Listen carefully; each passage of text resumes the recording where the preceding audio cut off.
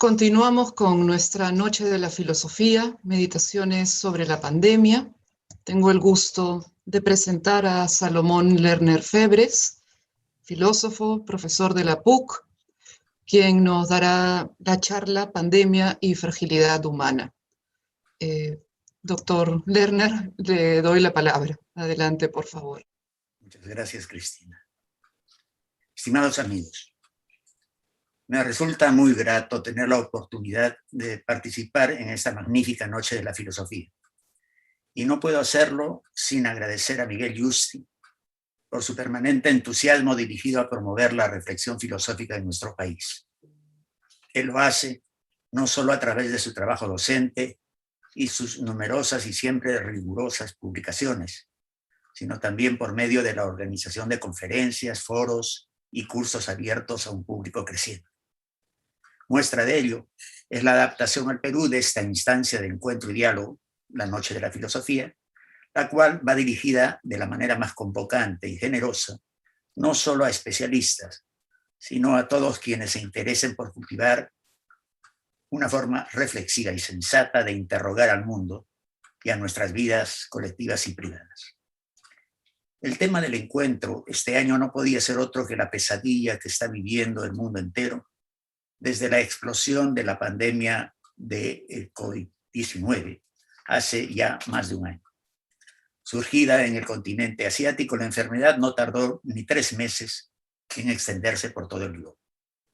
Y siendo en principio un problema médico o más simplemente sanitario, la pandemia tampoco demoró en convertirse en una catástrofe para todos los ámbitos de existencia. Y me refiero a la existencia de las sociedades humanas, desde los grandes flujos del comercio internacional y ello hasta los confines de las vidas privadas, íntimas. Pocas veces hemos observado con tanta contundencia esa ligazón que comunica de manera inmediata a los grandes sistemas que ordenan la vida de las sociedades modernas, con las vivencias mentales, psicológicas, más íntimas de las personas.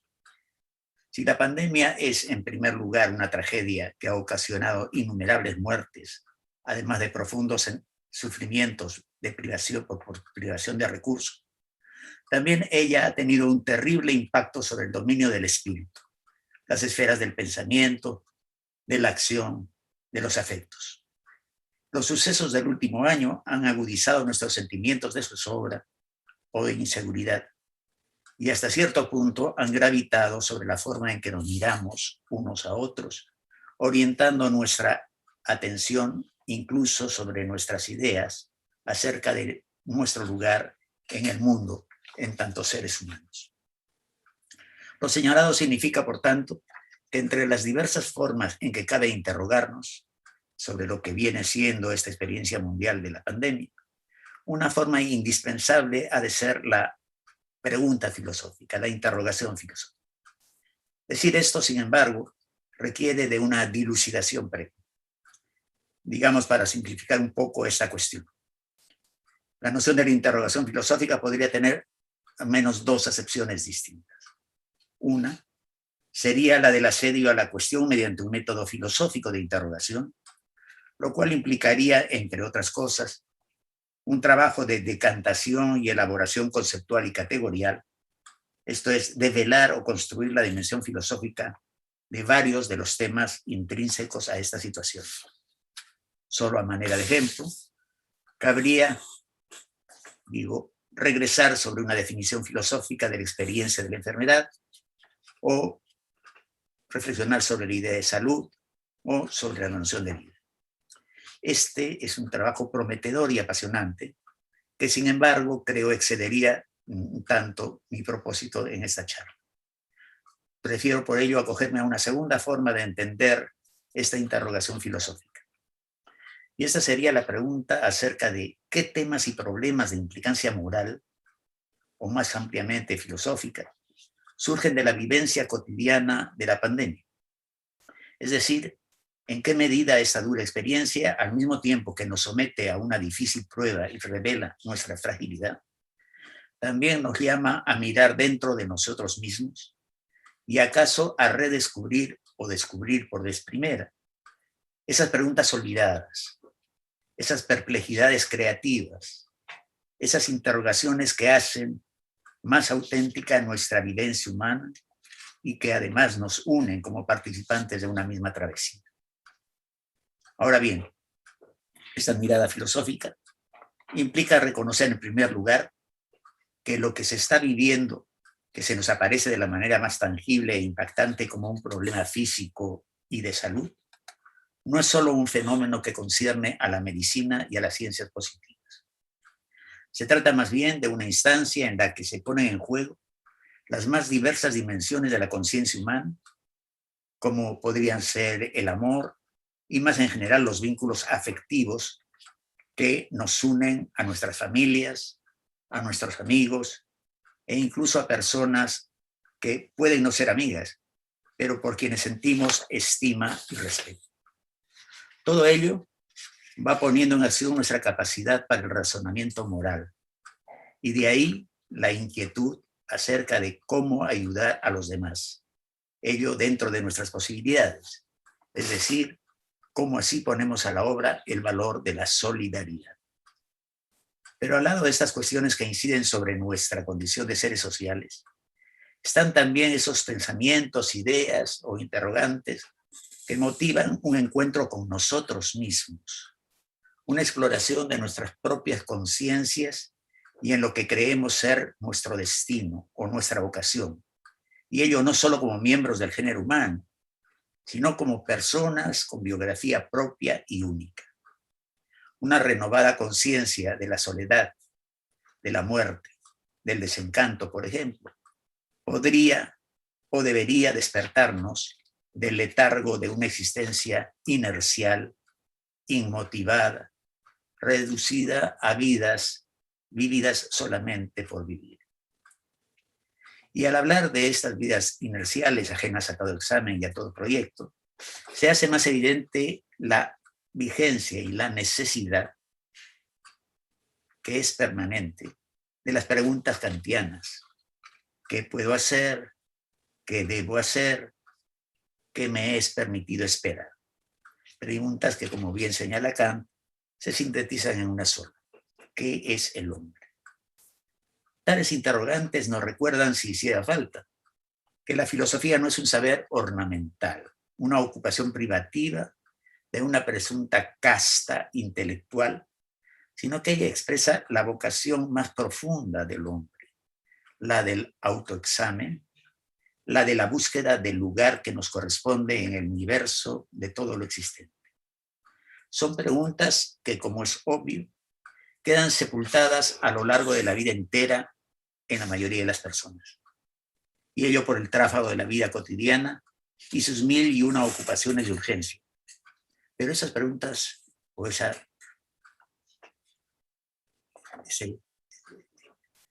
querer saber, está siempre allí, latente, presto a saltar al primer plano de nuestra conciencia en ciertas circunstancias particulares. La pandemia es una de esas circunstancias. La pandemia nos ha sustraído de la vida pública. Nos hemos visto encerrados y relativamente aislados. Digo que esto es relativo en primer lugar porque el encierro, evidentemente, no se produce en las mismas condiciones para todos. Para una enorme porción de la población, el encierro implica hacinamiento. Por otro lado, en realidad para una gran cantidad de personas, aunque ello no sea necesariamente la situación general, la existencia de las redes digitales hace imposible que se produzca un verdadero aislamiento. Pero de todas maneras, aún teniendo en consideración esas dos características del momento, es válido señalar también que estamos viviendo un tiempo especial de reflujo respecto de nuestras rutinas cotidianas. Y eso significa, para muchos, el salir del vertiginoso trajinar diario. Quebrar ese ritmo significa la posibilidad de ingresar en una suerte de tiempo psicológico distinto.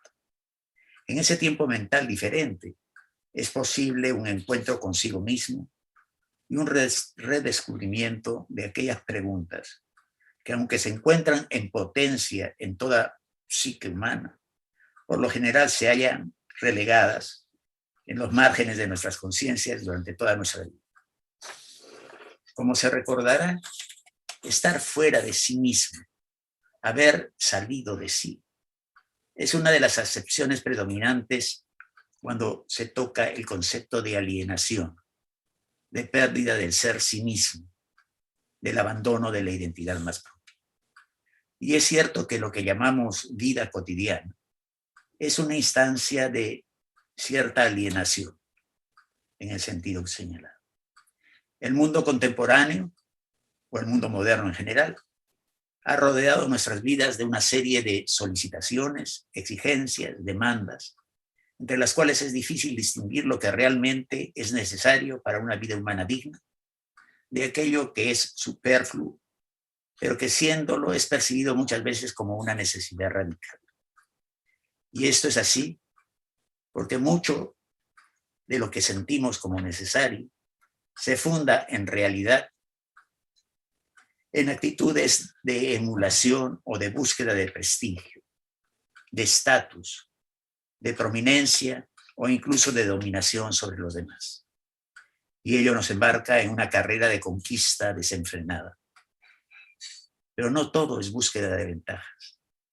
También es cierto que una sociedad como la peruana, con sus persistentes abismos de desigualdad y con su consuetudinaria negación de derechos y desvalorización de la vida humana, somete a las personas a una incesante lucha por la supervivencia o por la salvaguarda de su integridad.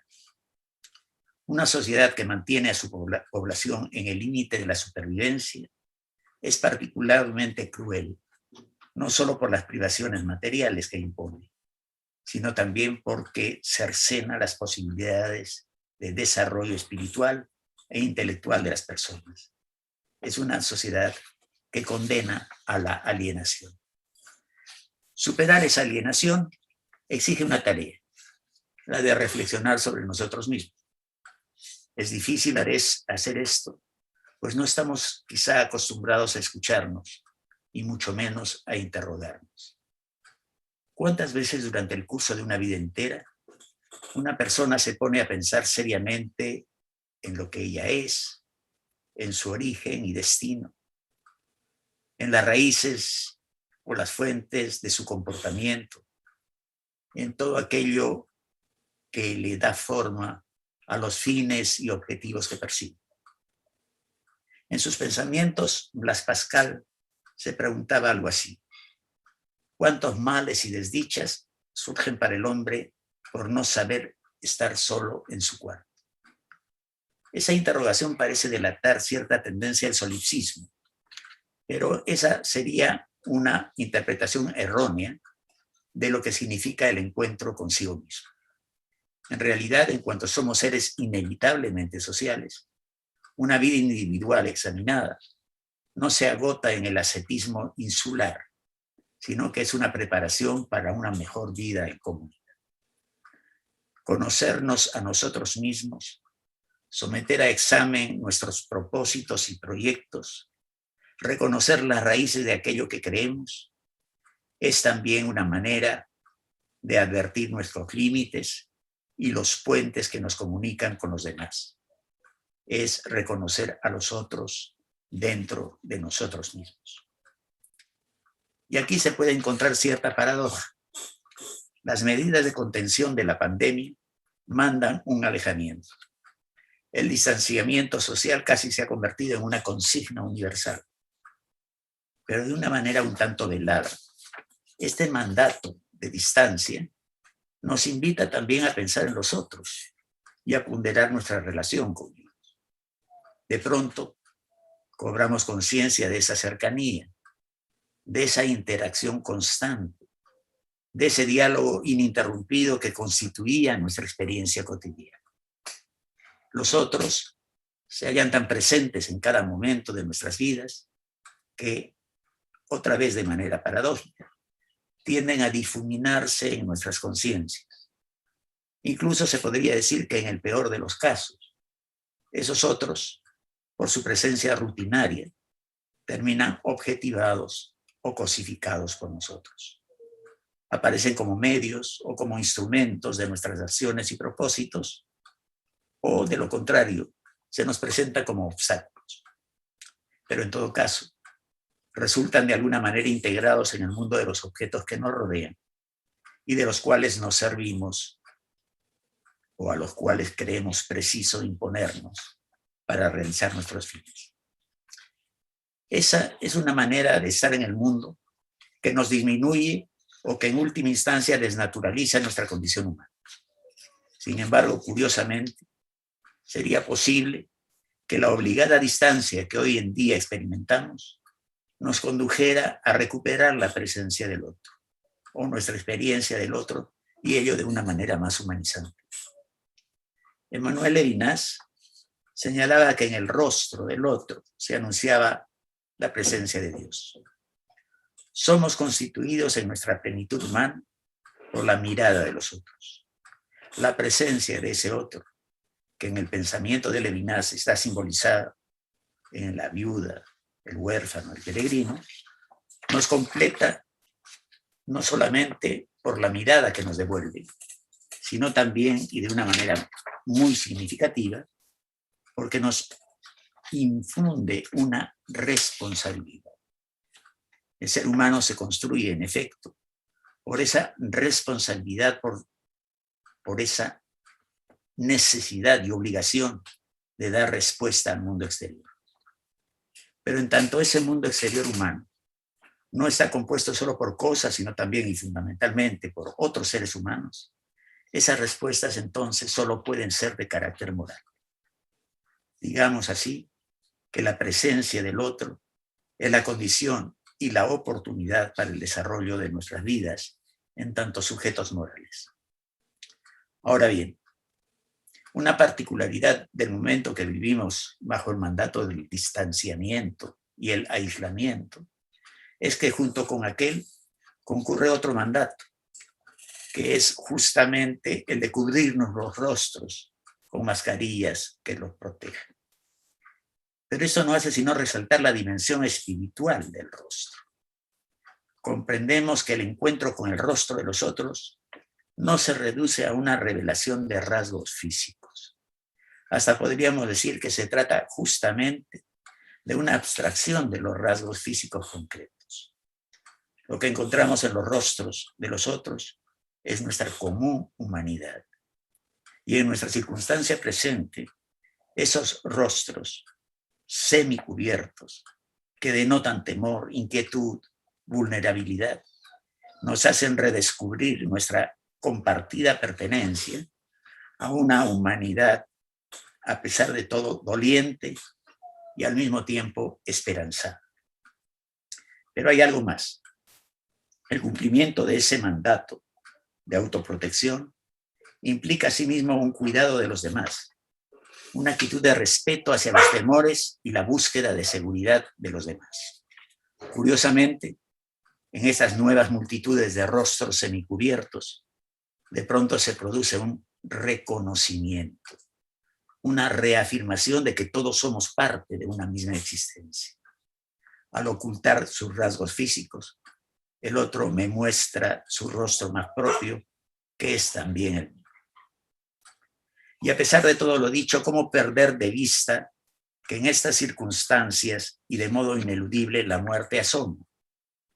Obviamente la muerte está siempre omnipresente en la vida de una sociedad, pero muy rara vez es sentida, experimentada como un fenómeno simultáneamente colectivo, como una ola que impacta sobre todos en el mismo momento. Hoy la muerte es ineludible. Está en nuestras conversaciones más corrientes. Saludarse entre familiares, entre amigos, entre compañeros de estudio o de trabajo, es recibir noticias de la muerte. Conversamos sobre la muerte genérica, estadística, sobre sus cifras crecientes, sobre el ritmo galopante de su avance. O nos lamentamos de la muerte concreta, particular, privada, tangible, de seres queridos, de amigos más o menos cercanos, o de personas que nos resultaban estimables, hombres y mujeres de bien, con quienes de alguna forma contábamos como parte de nuestro mundo. Y todo ello esta intensificada conciencia de la muerte que cayó sobre todo el mundo, de arriba a abajo, como un puño inapelable, para citar al poeta Javier Solórzano, no hace sino remitirnos al inicio mismo del pensamiento y a la meditación de nuestra especie. ¿Cómo ignorar que en la raíz de la actitud religiosa, igual que en los orígenes de la reflexión filosófica, se encuentra esta necesidad de lidiar con nuestra finitud, con nuestra muerte?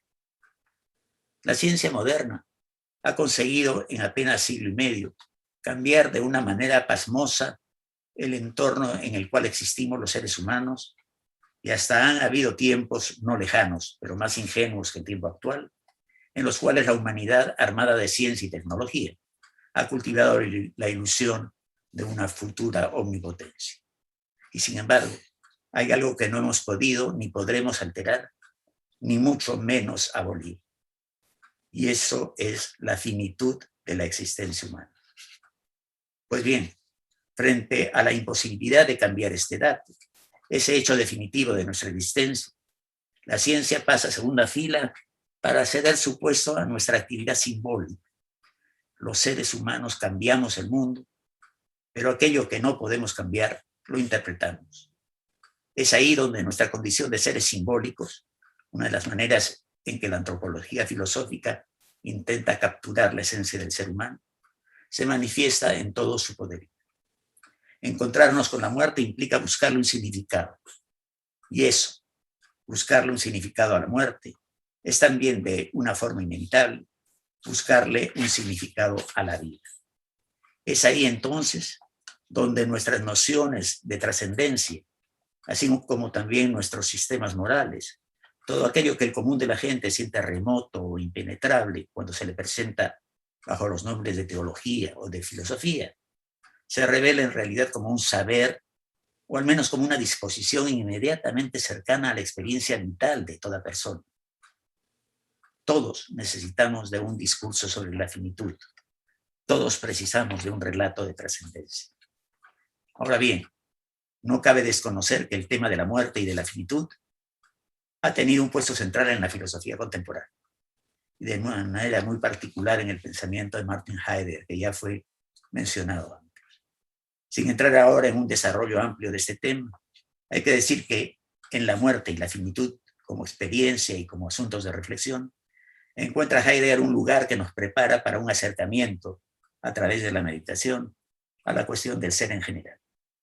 Ya en Ser y Tiempo, Heidegger señala que si en el horizonte del filosofar intentamos analizar al hombre como existencia, como Dasein, como ser ahí arrojado en el mundo y que se reconoce como ser posible, la muerte, la finitud, lejos de clausurar su reflexión, le abre a nuevas puertas por las que el problema del sentido del ser ahí, como ente señalado, abre el camino para la consideración del problema del sentido del ser en general, vinculado esto a una nueva concepción del tiempo.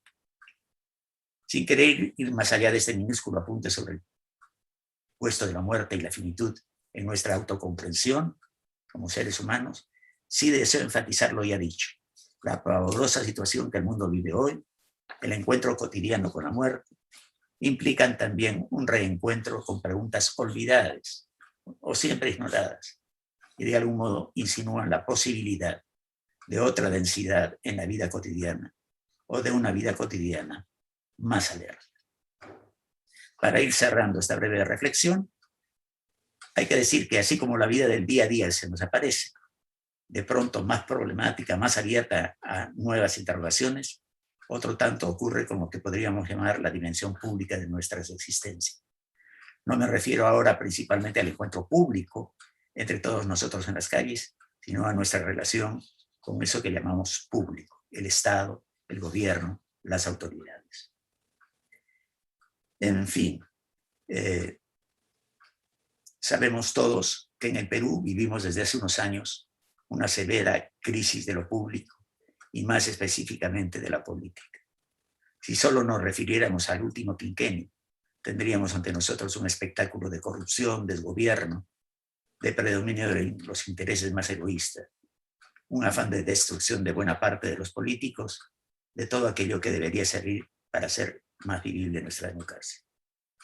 Pero más allá de todos estos conflictos políticos, hay que decir que queda en nuestra esperanza y para el futuro el robustecer con un nuevo sentido el concepto de poder y de responsabilidad que conviene a las funciones de liderazgo en la vida social. Y que más allá de conflictos concretos que por lo general giran alrededor de términos minúsculos, lo que hoy tenemos en nuestro país es un problema de responsabilidad. Todo lo dicho finalmente nos lleva a un punto, y con esto termino. Apunta a que alentemos la búsqueda de sentido dentro de nuestras vidas. Ello implica dar forma definida a sensaciones, sentimientos, e insertarlos en nuestra conciencia como preguntas, como temas de reflexión, como conocimiento y reconocimiento de diversas dimensiones de nuestra existencia, en lo privado y en lo público. Y es allí en donde la reflexión filosófica se aparece, no como un complemento y mucho menos como un ornamento, sino como un soporte, un terreno firme, aquel terreno en el que podemos asentarnos para que nuestras vidas no sean simplemente algo que nos acontece, sino algo que hacemos y comprendemos. Gracias.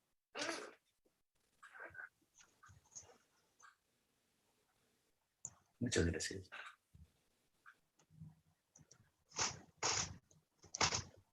Muchas gracias, doctor Lerner. Acompáñennos a continuación con nuestro siguiente evento, El Poder del Mito, un conversatorio organizado por la Alianza Francesa y la Embajada de Francia en el Perú. Muchas gracias.